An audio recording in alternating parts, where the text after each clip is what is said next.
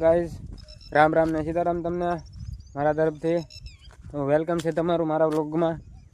આજે આપણે આવી ગયા છીએ આપણે ડુંગરામાં ફરવા માટે। આમ જવાનું છે જ્યાં ખોડિયારમાંનું મંદિર છે ત્યાં દર્શન કરવા માટે। કાકા કહે કે આપણે ખોડિયારમાંનું મંદિરે દર્શન કરવા જાય, તો મેં કીધું હાલો જાય। તો મેં કીધું તો હારો હારો વ્લોગ બનાવતા જાય। મેં કીધું અને પાછળ તમને દેખાતું હોય છે કે ઓલી પણ જે ધજા દેખાય છે ને ત્યાં ખોડિયારમાંનું મંદિર છે, ત્યાં આપણે જવાનું છે। તો કાંઈ બન્યા રહીજો મારા બ્લોગમાં, તમને ખોડિયારમાંનું મંદિર દેખાડીને દર્શન પણ કરાવશું।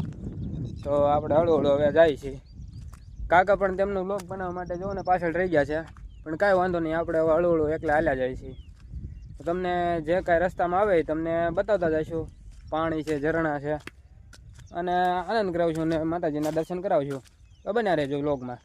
ચાલો આપણે હવે જઈએ બ્લોગ તરફ। જો હું તમને બતાવી દઉં કે થોડુંક બહુ આઘું છે ખોડિયારમાંનું મંદિર, પણ લગભગ કલાક જેવું થશે, પણ મજા આવશે વિડીયોમાં। ત્યાંથી તમને આસપાસના ગામડા, પાણીના વિસ્તારો, બધું નજારો મસ્ત જોવા મળે છે, તમને બધું દેખાડશું।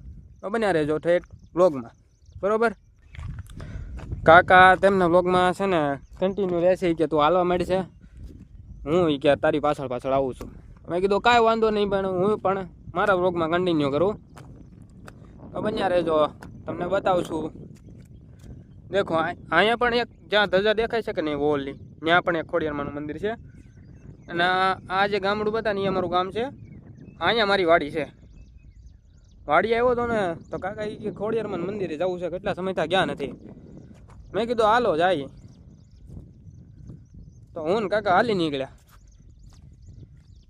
ટાઈમ રહેશે તો તમને વાડીનો પણ નજારો બતાવશું, મસ્ત છે વાડીનો નજારો। ક્યારેક આવજો આંટો મારવા, ઓળો ને રોટલો બનાવશું।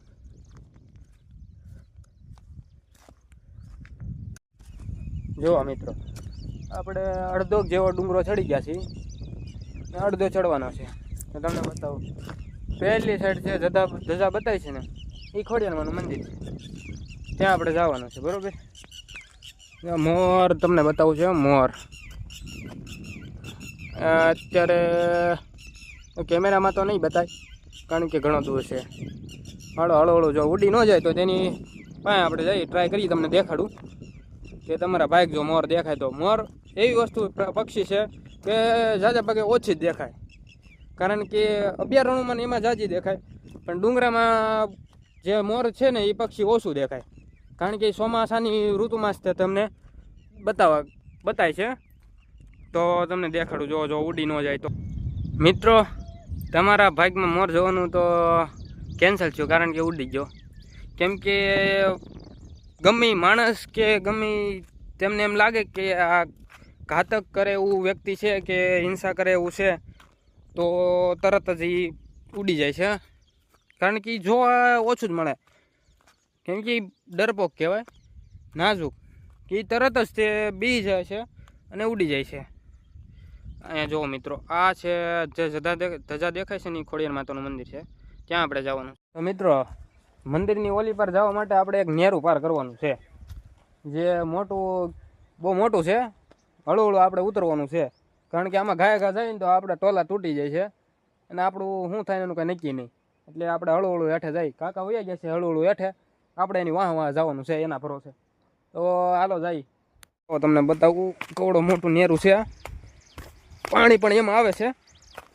આ આપણા કાકાજી, કાકા કવડુંક નેરું છે, આપણે હળવું આમાંથી ઉતરવાનું છે। જો આમાં જો ગયા એટલે આપણું પૂરું, એટલે હળવું આપણે ઉતરવાનું છે। મિત્રો અહીંથી પાણી આવે છે, એ ઠેઠ આપણી વાડી સુધી, વાડીની બાજુમાં તળાવ છે ને એ બધું પાણી ત્યાં ભેગું થાય છે। મિત્રો તમે ખાલી પાણી જુઓ, આ પાણી રાતને દિવસ ચાલુ રહે એટલે કેટલું પાણી થાય, જો એ પાણી છે એટલે નેરમ। આ તો હજી કાંઈ ન કહેવાય, જ્યારે વરસાદ શરૂ હોય ને આ એટલામાંથી બધામાંથી નકરું પાણી જતું હોય। ખાલી આ ખડ ને એવું જોવો તમે, ખાલી નજારો જોવો, આ ચોમાસાની ઋતુમાં જોવા મળે। ઉનાળામાં જોવા ને તો અહીંયા બંજર હોય જમીન, એટલે આ ચોમાસામાં ફરવા લાયક જગ્યા કહેવાય ને તો આ ચોમાસામાં ડુંગરો પેલો, આ આપણે કાંટામાંથી થઈને જવું પડે એમ છે। નેર ઉજરા કે નહીં એટલે મિત્રો મેં તમને નેરું બતાવ્યું હતું ને એ તળાવ જો આપણી પાછળ છે ઓલી પણ એ તળાવ બતાવે ને ત્યાં બધું પાણી ભેગું થાય. ત્યાંથી જો સળગાઈ જાય એટલે એ સીધું નેરે સીધું ઘેટી ગામમાં એ ત્યાં તળાવમાં પાણી ભેગું થાય. જો મિત્રો આપણે ખોડિયારમાંના મંદિર સુધી જતા વચ્ચે નાનું અમથું મંદિર ન કહેવાય પણ અહીંયા એનું સ્થાન છે જ્યાં બીજા પણ ખોડિયારમાં છે. હું તમને બતાવું.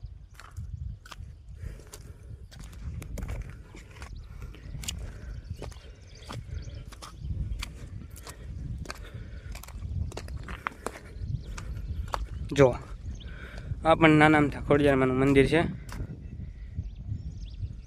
મિત્રો તમે આજે મારી પાસે જે નાનો અમથો રોડ જોઈ રહ્યા છો ને ત્યાં પહેલાં જે મસ્ત રોડ બનાવ્યો હતો. મોટી 4 વ્હીલ હતી ને વહી જતી માથે. અત્યારે વરસાદનો ધોવાઈને ખૂબ ખરાબ થઈ ગયો છે એટલે ચાલીને આવવું પડે એમ છે. એટલે અમે હાલીને આવ્યા છીએ. મિત્રો આપણે ફાઇનલી પહોંચી ગયા છીએ. બસ હવે નાનો અમથો ડુંગરો ચડીએ એટલે સીધું માતાનું મંદિર. મિત્રો તમને એક ખાસ વાત કહી દઉં કે મારા કાકા છે ને એ છે ગુજરાતી પણ હિન્દીમાં વ્લોગ ઉતારે છે ભાઈ. એટલે એનો વ્લોગ તમારે જોવો હોય તો હું તમને છેલ્લે છે ને જ્યારે વ્લોગ નાખીશ ને ત્યારે હું એની યુટ્યુબ ચેનલ છે ને તમારા હેઠળ લખી દઈશ. એટલે તમે એને યુટ્યુબ ચેનલ ખાલી જોઈ લેજો. છે ગુજરાતી પણ હિન્દીમાં વ્લોગ ઉતારે છે એટલે જોવા રહેવા છે કારણ કે મજા આવશે. હિન્દી પૂરું આવડતું હશે નહીં અને ભાઈ ગુજરાતીમાં વ્લોગ નથી ઉતારતા ને હિન્દીમાં વ્લોગ ઉતારે છે. બતાવી દઈશ. જો મિત્રો આ બાજુના બધા ગામડા ત્યાંનું તળાવ ને બધું જો અહીંયા પણ છે. હજી ઉપર ચડશું તો હજી પાછળના ગામડા પણ દેખાશે એટલે હું તમને બતાવી. તો આ ખોડિયારમાંનું મંદિર છે. આ બધા ત્યાં ઝાડવા અને આ પાણીની ટાંકી. જ્યારે કોઈ વ્યક્તિ આવે છે ઉનાળાના સમયમાં ત્યારે આ ટાંકીમાં પાણી સંગ્રહ કરેલો હોય છે ચોમાસાની પાણીનું. જો આ ભૂંગળા દ્વારા છે ને પાણીનું છે ને સ્ટોરેજ કરેલું હોય છે. ત્યારે ઉનાળાએ કોઈ વ્યક્તિ એવો જો કોઈ સારો વ્યક્તિ આવે તો તેમાંથી પાણી આ પંપ દ્વારા કાઢીને આ ઝાડવામાં રેડે છે તો ઝાડવા લીલાછમ છે એ રહે છે. તો તમને ખોડિયાર માતાના દર્શન કરાવી. તો મિત્રો આ ખોડિયારમાંનું મંદિર છે. તો ફટાફટ આપણે દર્શન કરી લઈએ.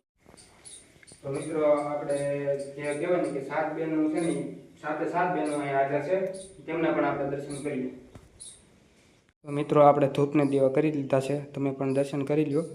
મેં પણ દર્શન કરી લીધા છે. હવે આપણે જઈએ જ્યાં માથે. મિત્રો માથે ધાબુ છે ત્યાં જોઉં ને જવા માટે એક રસ્તો બનાવેલો છે.